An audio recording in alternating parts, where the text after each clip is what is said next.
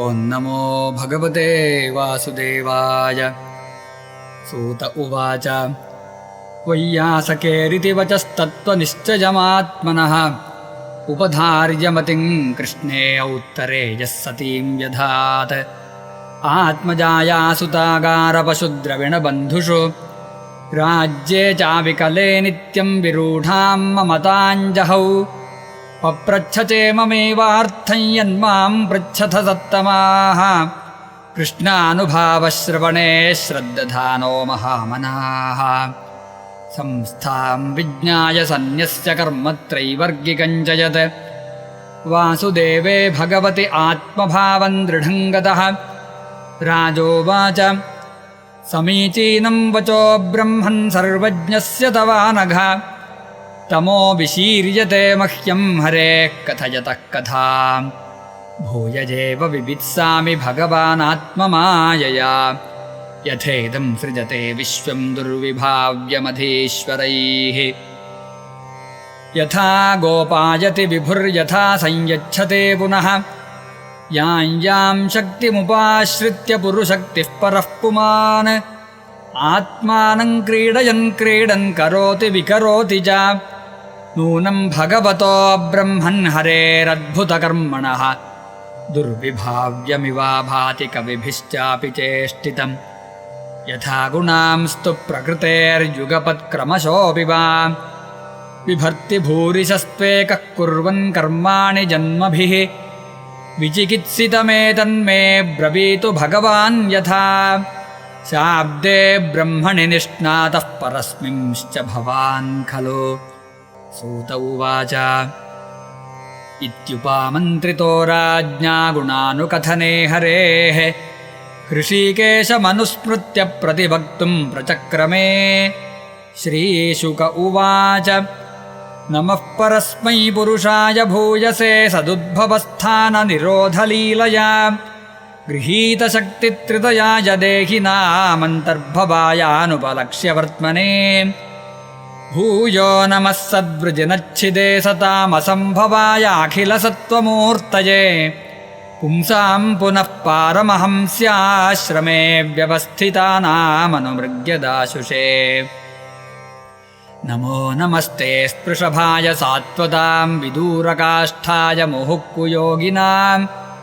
ನಿರಸ್ತಸಾಮ್ಯಾತಿಶಯೇನ ರಾಧಸಾ ಸ್ವಧಾಮನಿ ಬ್ರಹ್ಮಣಿ ರಂಸ್ಯತೆ ನಮಃ. ಯತ್ಕೀರ್ತನೈ ಯತ್ಸ್ಮರಣೈ ಯದೀಕ್ಷಣೈ ಯದ್ವಂದನೈ ಯಚ್ಛ್ರವಣೈ ಯದರ್ಹಣಂ. ಲೋಕಸ್ಯ ಸದ್ಯೋ ವಿಧುನೋತಿ ಕಲ್ಮಷಂ ತಸ್ಮೈ ಸುಭದ್ರಶ್ರವಸೇ ನಮೋ ನಮಃ. ವಿಚಕ್ಷಣಾಯ ಚರಣೋಪಸಾದನಾತ್ ಸಂಗಂ ಯುಧಸ್ಯೋಭಯತೋऽन्तರಾತ್ಮನಃ. ವಿಂದಂತಿ ಹಿ ಬ್ರಹ್ಮಗತಿಂ ಗತಕ್ಲಮಾಸ್ತಸ್ಮೈ ಸುಭದ್ರಶ್ರವಸೇ ನಮೋ ನಮಃ. ತಪಸ್ವಿನೋ ದಾನಪರಾ ಯಶಸ್ವಿನೋ ಮನಸ್ವಿನೋ ಮಂತ್ರವಿದಃ ಸುಮಂಗಲಾಃ. ಕ್ಷೇಮನ್ನ ವಿಂದಂತಿ ವಿನಾಯದರ್ಪಣಂ ತಸ್ಮೈ ಸುಭದ್ರಶ್ರವಸೇ ನಮೋ ನಮಃ.